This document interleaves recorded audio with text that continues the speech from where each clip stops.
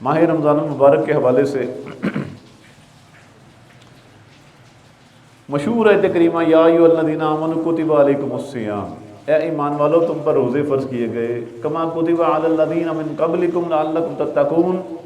جیسے تم سے پہلوں پر فرض کیے گئے، لعلکم تتقون تاکہ تم متقی بن جاؤ، تاکہ تم پرہیزگار بن جاؤ۔ اور ایام معدودات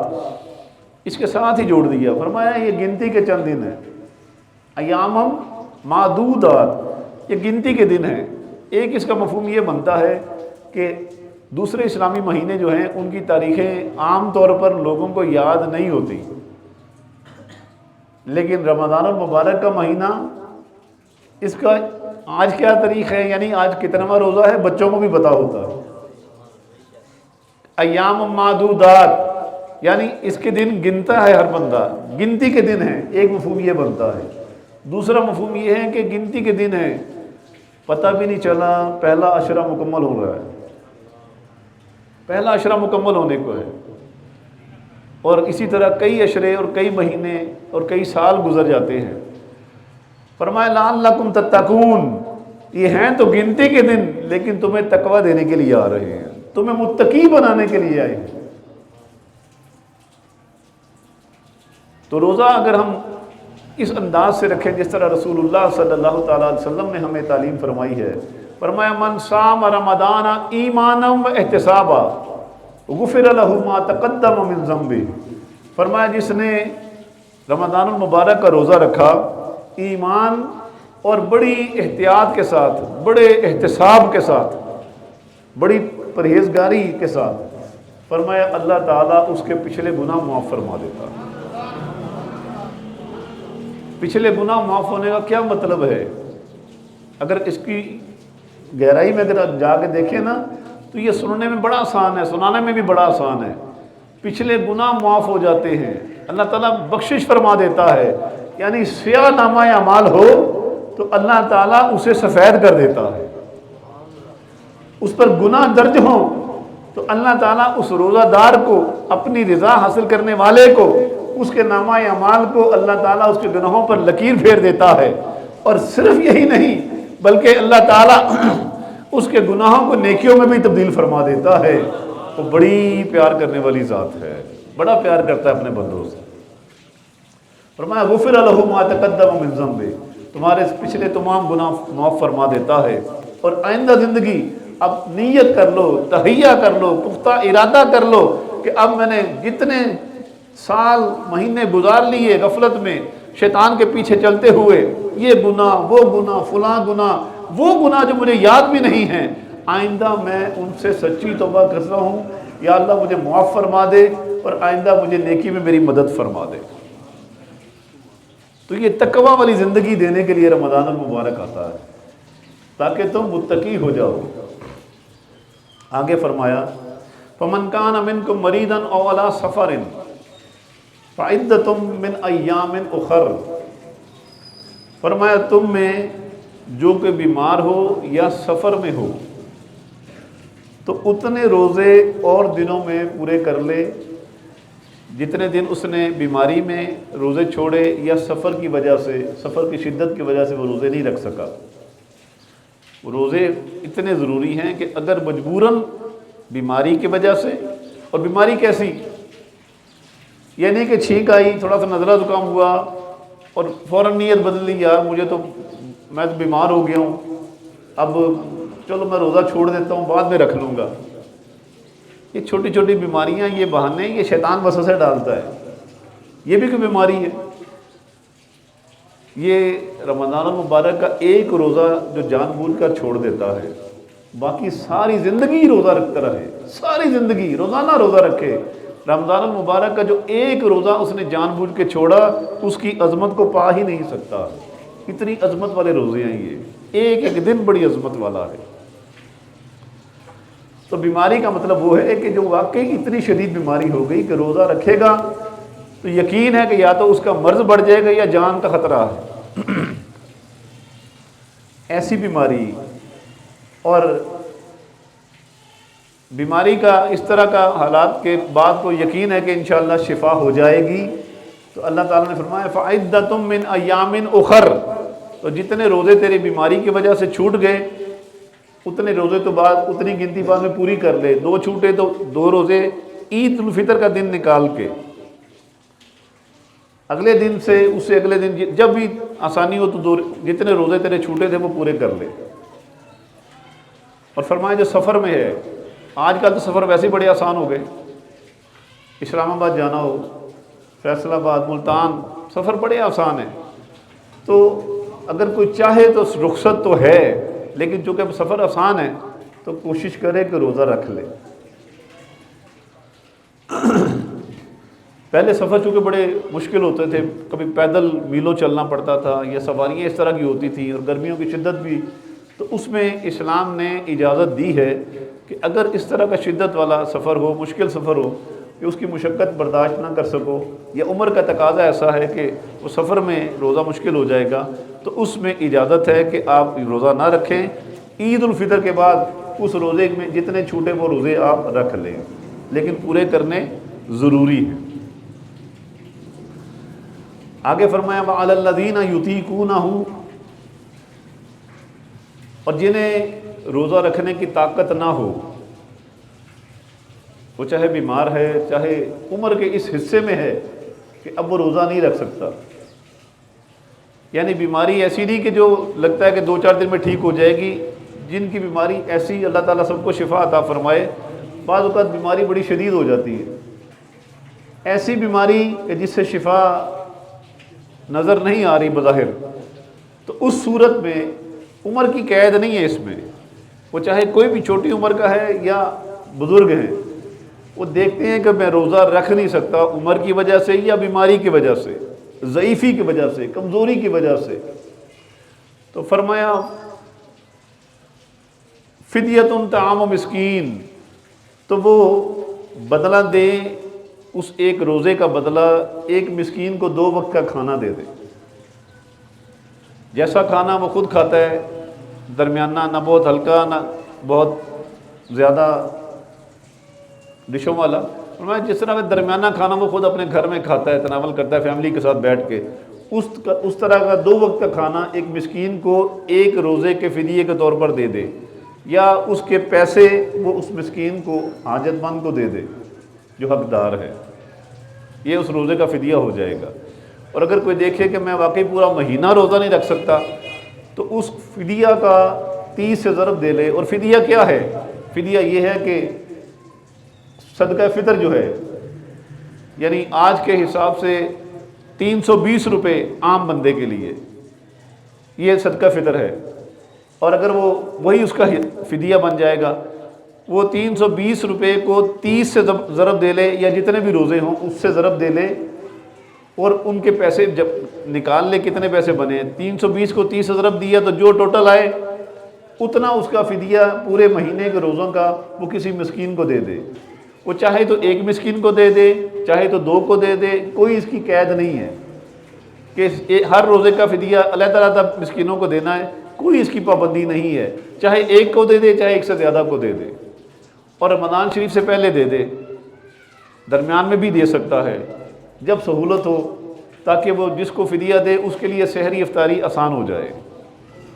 تو یہ اس کے لیے ہے جو روزہ نہیں رکھ سکتا۔ یہ نہیں ہے کہ اگر کوئی نوجوان اور صحت مند ہے اور ویسے اسے بخار آ گیا اور وہ کہے کہ میں چلو بیمار ہو گیا ہوں تو یہ اس کا فدیہ میں دے دوں، اس کے لیے فدیہ نہیں ہے، اس کے لیے ہے فعدۃ من ایام اخر، کہ جب اسے صحت ہو جائے تو رمضان شریف کے بعد جب عید گزر جائے، عید الفطر کی نماز والا دن وہ گزر جائے، اس کے بعد پھر وہ روزے جتنے چھوٹے اس کی گنتی پوری کرے، وہ فدیہ نہیں دے سکتا۔ فدیہ اس کے لیے ہے کہ جو بالکل اس حد تک پہنچ چکا کہ اب وہ روزہ رکھنے کی طاقت اس کے اندر ہے ہی نہیں۔ بات سمجھ آ رہی؟ اور آگے فرمایا کہ 320 عام آدمی کے لیے ہیں، ایک مسکین کا 2 وقت کا کھانا۔ فمن تطوع خیرا فهو خیر اللہ، اور اگر وہ اس میں زیادتی کر دیتا ہے، یعنی اللہ کی راہ میں محبت سے، خوشی سے اور زیادہ خرچ کر لیتا ہے، 320 کی جگہ 400 دے دے، 500 دے دے، ایک مسکین کی جگہ 2 مسکینوں کو کھانا دے دے، ان کے پیسے دے دے، فرمایا یہ اس کے لیے اور بہتر ہے۔ اس لیے کہ اللہ کی راہ میں جتنا زیادہ خرچ کیا جائے وہ فضول خرچی نہیں ہوتی، بلکہ وہی تو اصل انویسٹمنٹ ہے جس پہ ہمیشہ پروفٹ آئے گا، کبھی 10 گنا، کبھی 70 گنا، کبھی 700 گنا، اور کبھی اپنی شان کے لائق مالک عطا فرما دے گا، ہماری سوچ سے بھی زیادہ۔ برادران اسلام، ماہ رمضان المبارک میں کئی ایسے مسائل ہیں جو سیکھنا فرض ہے۔ ویسے تو جو کام انسان نے کرنا ہے نا، مسلمان نے،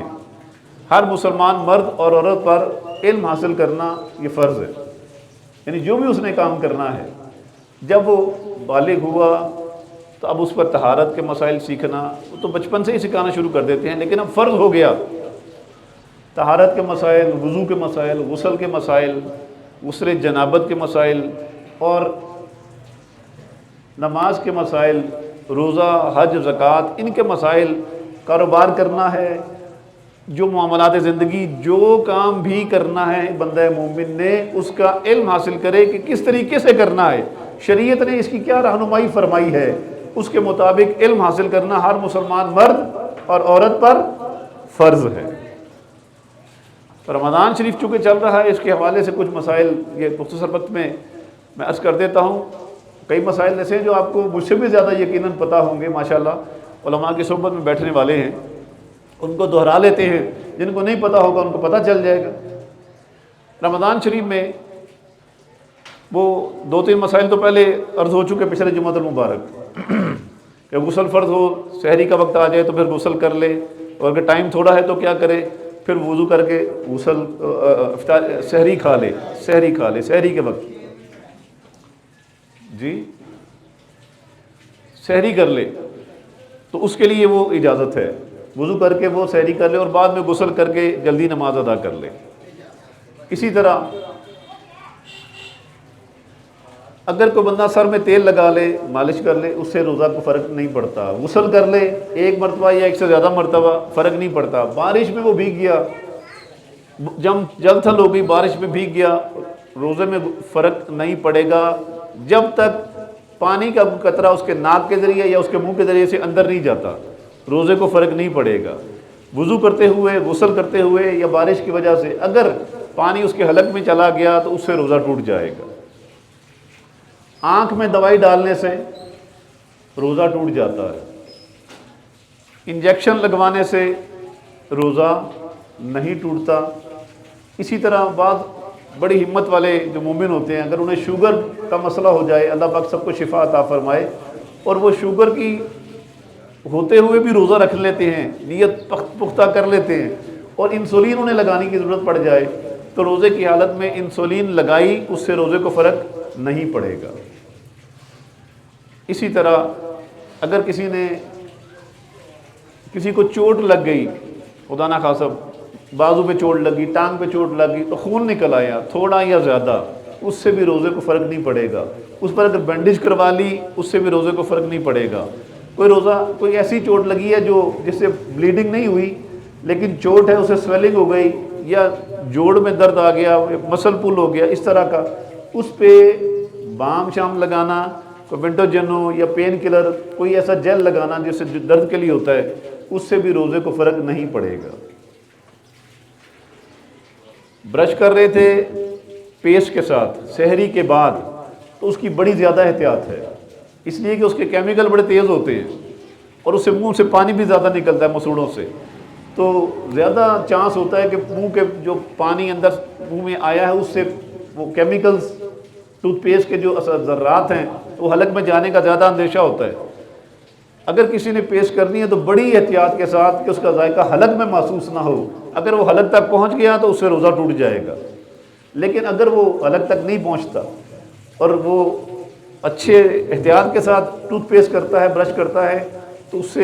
اس کی علماء اجازت دیتے ہیں، لیکن فرماتے ہیں کہ نہ کرے تو زیادہ بہتر ہے، اس لیے کہ احتیاط بڑی مشکل ہے۔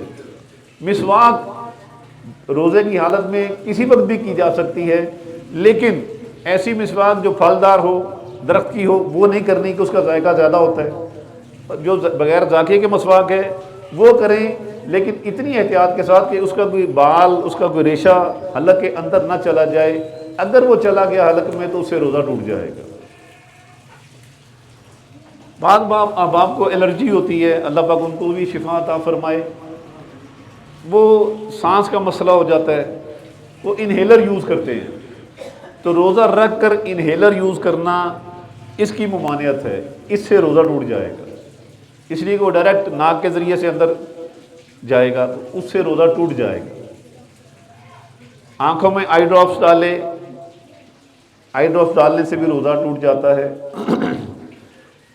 بعض لوگ ناک بند ہونے کی وجہ سے، بعض نزلہ زکام کی شدت کی وجہ سے سٹیم لیتے ہیں،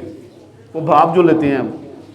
پانی گرم کر کے اس میں وکس ڈال کے، یا اور طریقے سے سٹیم لیتے ہیں، نیبولائز کرتے ہیں اپنے آپ کو، یا کسی کو آکسیجن ماسک کی ضرورت پڑے وہ آکسیجن لگا لے، ماسک لگا لے۔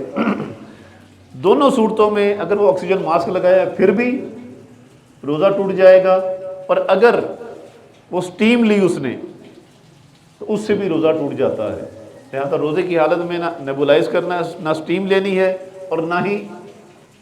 Oxygen mask. ہاں اگر ضرورت اس شدت کی ہے تو پھر جان بچانا فرض ہے، اس صورت میں آپ اس کو استعمال کر سکتے ہیں، اور پھر اس روزے کی وہ روزہ چونکہ ٹوٹ جائے گا، پھر اس روزے کی ایک قضا ہوگی جو عید الفطر کے بعد آپ کسی وقت بھی ادا کر سکتے ہیں۔ منہ سے خون نکل آیا، بعض لوگ مسوڑوں کا مسئلہ آ جاتا ہے یا دانت کا مسئلہ ہو گیا، اس سے خون نکل آیا، خون اتنا نکلا کہ وہ زبان تک ہے، اور زبان چونکہ ذائقہ محسوس کر لیتی ہے اور دماغ کو بتا دیتی ہے کہ بلیڈنگ ہو گئی ہے، یہاں سے وہاں نظر نہیں آ رہا ہوتا، لیکن اللہ کی قدرتیں بے شمار، سبحان اللہ، وہ نظام ایسا ہے کہ زبان بتا دیتی ہے یہاں بلیڈنگ ہو رہی ہے۔ اگر تو زبان نے صرف ذائقہ محسوس کیا اور آپ نے تھوکا تو خون ہے اور زیادہ ہے، لیکن حلق میں نہیں گیا، اور آپ نے کلی وغیرہ کر لی بڑی احتیاط کے ساتھ اور خون رک گیا، حلق میں اس کا ذائقہ محسوس نہیں ہوا، اس سے بھی روزہ نہیں ٹوٹے گا۔ لیکن اگر اس کا ذائقہ حلق میں محسوس ہو گیا، حلق تک پہنچ گیا، اس سے روزہ ٹوٹ جائے گا۔ ناخن کاٹنے سے، بال ترشوانے سے، حجامت کروائی یا مونچھیں چھوٹی کروائی یا غیر ضروری بال صاف کیے، اس سے روزے کو فرق نہیں پڑے گا۔ کسی نے پوچھا جی اگر کوئی شیو کر لیتا ہے تو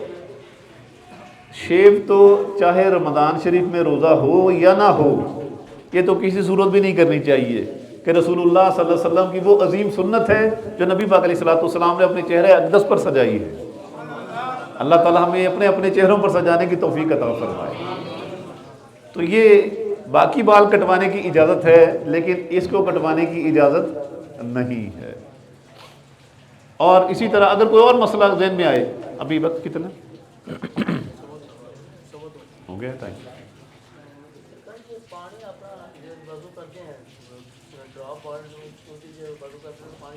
جی ایک بڑا اچھا انہوں نے سوال کیا کہ اگر غسل کرتے ہوئے یا وضو کرتے ہوئے آنکھوں میں پانی چلا جاتا ہے، یا نہاتے ہوئے شیمپو چلا گیا، صابن چلا گیا، منہ دھوتے ہوئے صابن چلا گیا، تو چونکہ یہ بندہ خود نہیں ڈالتا چیزیں، یہ غیر ارادی طور پر چلی جاتی ہیں، لہذا ان کی معافی ہے، اس سے روزے کو فرق نہیں پڑے گا۔ خواتین نے روزے رکھے تو خواتین کے جو مخصوص ایام آتے ہیں، وہ جیسے ہی ان کا وہ عمل شروع ہوتا ہے، وہ روزہ رکھا ہوا ہے، تو جب وہ عمل شروع ہوا ان کا مخصوص ایام کا، ان کا روزہ اسی وقت ختم ہو جائے گا، پھر جتنے ایام وہ اس میں گزاریں تو اتنے دن کے روزے وہ عید الفطر کے بعد اس کے پوری گنتی پوری کر لیں۔ کوئی اور سوال کسی کے ذہن میں؟ جی وضو کرتے ہوئے یا نہاتے ہوئے، مسئلہ پہلے عرض کر دیا۔ جی کفارے اور قضا کا مسئلہ انشاءاللہ اگلے جمعہ، کیونکہ ٹائم ہو چکا ہے، اس کی تفصیلات کافی ہیں۔ جی بالکل دے سکتے ہیں، روزوں سے پہلے بھی، روزوں کے درمیان بھی، جب سہولت ہو صدقہ فطر پہلے بھی دے سکتے ہیں، اور فدیہ بھی پہلے بھی دے سکتے ہیں۔ جی آپ فرما رہے تھے۔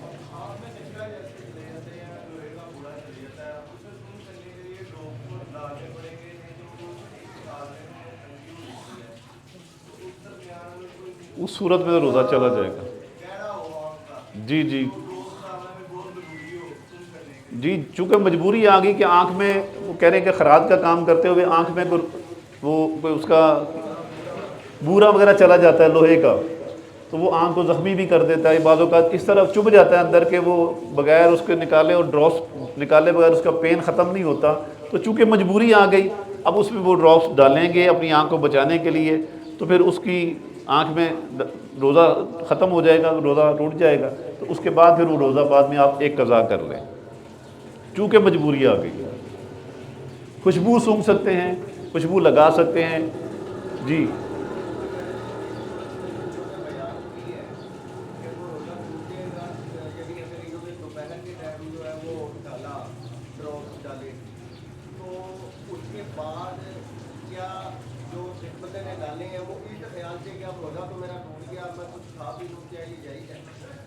جی اس میں وہ کھا سکتا ہے جب مجبوری آ گئی اور دوائی کھانے کی ضرورت پڑ گئی ہے، دوائی لگانے کی، تو اس صورت میں پھر وہ کھا بھی سکتا ہے لیکن وہ چھپ کے کھائے، سرعام نہ کھائے کہ لوگ اس کے بارے میں بدگمانی نہ کریں کہ جی صحت مند ہے، اچھا بھلا ہے، روزہ نہیں رکھ رہا، تو بہتر ہے کہ پھر چھپ کے وہ اگر اس نے کچھ کھانا پینا ہے۔ اللہ پاک ہمیں زیادہ سے زیادہ علم دین حاصل کرنے، اس پر عمل کرنے، اور سحری کا جو وقت ہوتا ہے اس میں اکثر جگہوں پر اعلان ہوتا ہے کہ حضرات سحری کا وقت ختم ہو گیا، کھانا پینا چھوڑ دیں، یا جہاں اعلان نہیں ہوتے وہاں پر وہ گھڑیوں کا ٹائم ٹیبل، وہ چارٹ ہوتے ہیں ان کے نمازوں کے اوقات، سحری کا وقت ختم ہو رہا ہے اور صبح صادق کا وقت کب شروع ہو رہا ہے، اس کے مطابق اگر جہاں اعلان ہو، میں مثال دے رہا ہوں، اگر کہیں اعلان ہو کہ نماز سحری کا وقت ختم ہو گیا تو اس کا مطلب ہے سحری کا وقت ختم ہو گیا، اب کھانا پینا نہیں ہے، اب کھانا پینا اسی وقت چھوڑ دینا ہے، منہ میں اگر کوئی لقمہ ہے، پانی کا گھونٹ ہے، دودھ ہے، چائے ہے، لسی ہے، جو بھی ہے، اب جب اعلان ہو گیا اور پتہ چل گیا کہ سحری کا وقت ختم ہو گیا، اب وہ فوراً باہر نکال دیں، اب اسے اندر لے کر نہیں جانا، اس لیے کہ سحری کا وقت ختم ہو گیا، پتہ چل گیا۔ اگر کسی کو پتہ نہیں چلا تو اس کا تو حکم اور ہے نا، اسے پتہ ہی نہیں چلا کہ سحری کا وقت ختم ہو گیا اور وہ کھاتا پیتا رہا، اور بعد میں پتہ چلا کہ سحری کا وقت ختم ہو چکا تھا، تو روزہ اس کا نہیں ہوگا، اس کا روزہ نہیں ہوگا۔ لیکن اگر کسی کو پتہ چل گیا کہ سحری کا وقت ختم ہو گیا اور اس کے بعد جان بوجھ کر اس نے کھایا یا پیا، تو وہ ایسے ہی ہے جیسے اس نے روزہ رکھ کے توڑ دیا، روزہ رکھ کے توڑ دیا، اور اب روزہ اس کی قضا، اس کا کفارہ، وہ سارا اس پر لازم آئے گا۔ لہٰذا اب یہ جو علم دین ہے اس کو سمجھنا چاہیے کہ جب اعلان ہو گیا کہ سحری کا ختم ہو گیا تو کھانا پینا چھوڑ دینا ہے، کھاتے پیتے نہیں رہنا کہ جی ابھی اذان ہو رہی ہے، ابھی تو جب تک اذان ہوتی رہے کھاتے پیتے رہیں، بلکہ بعض تو ایسے پہنچے ہوئے ہوتے ہیں، وہ کہتے ہیں یار یہ اذان ختم ہوئی ہے نا، ابھی وہاں تو ہو رہی ہے نا، ابھی وہ دوسری جگہ پر تو اس کی آواز تو آ رہی ہے نا اذان ہونے کے لیے، آدھا کھاتے پیتے رہے۔ ایسا نہیں کرنا، یہی تو شریعت ہے، علم دین ہے جو ہمیں زندگی گزارنے کے طریقے اور سلیقے سکھاتا ہے۔ اور ایک اور، اگر رات کو کسی پر غسل فرض ہو گیا اور اب سوچ رہے ہیں کہ غسل کروں تو سحری کا وقت چلا جائے گا، وقت بھی تھوڑا ہے، تو اب کیا کروں؟ اگر کسی پر غسل فرض ہو گیا حقوق زوجیت ادا کرنے سے یا کسی اور وجہ سے، کسی پر غسل فرض ہو گیا اور سحری کا وقت ہے، تو غسل کرنے میں اگر سحری کا وقت جاتا ہو تو وہ وضو کر لے اور سحری کھا لے، اس کا روزہ ہو جائے گا، اس کا روزہ ہو جائے گا، وہ روزے کو مس نہ کرے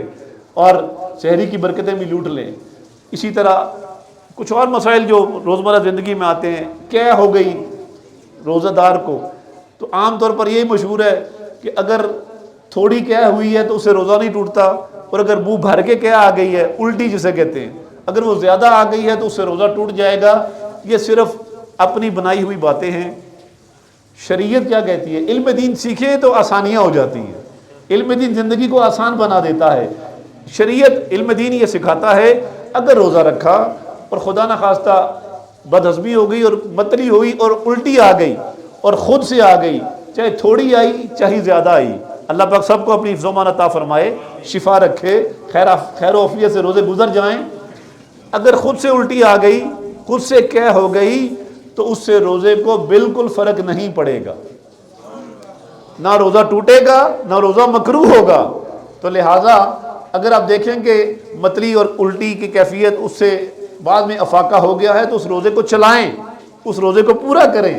اس لیے کہ روزے میں کوئی فرق نہیں آیا۔ یہ علم دین ہے۔ جن کو نہیں یہ مسئلہ پتہ تھا ان کے لیے مزید آسانی ہو گئی، جن کو پتہ چلا وہ آگے اس مسئلے کو اپنے گھر والوں کو، دوستوں کو، جہاں جہاں اٹھتے بیٹھتے ہیں خود اس مسئلے کو، دین کے باتوں کو چھیڑا کریں، جس طرح ہم پولیٹکس چھیڑ لیتے ہیں، موسم کے حال کو گھنٹوں باتیں کرتے رہتے ہیں، اور سیاست پر اور کھیلوں پر باتیں اور تبصرے ہمارے ختم نہیں ہوتے۔ اللہ کے بندوں، کرنے والی باتیں یہ ہیں کہ شریعت کی باتیں، علم دین، رسول اللہ صلی اللہ علیہ وسلم نے جو دین ہمیں عطا فرمایا ہے ان کی باتوں کو ہم آگے پہنچائیں، تاکہ جن کو پتہ ہے وہ یاد ان کی تازہ ہو جائے، اور جنہیں نہیں پتہ ان کے علم میں اضافہ ہو جائے۔ اللہ پاک ہمیں دین کے کام بڑھ چڑھ کر کرنے کی توفیق عطا فرمائے۔ فما علیہ الا البلاغ۔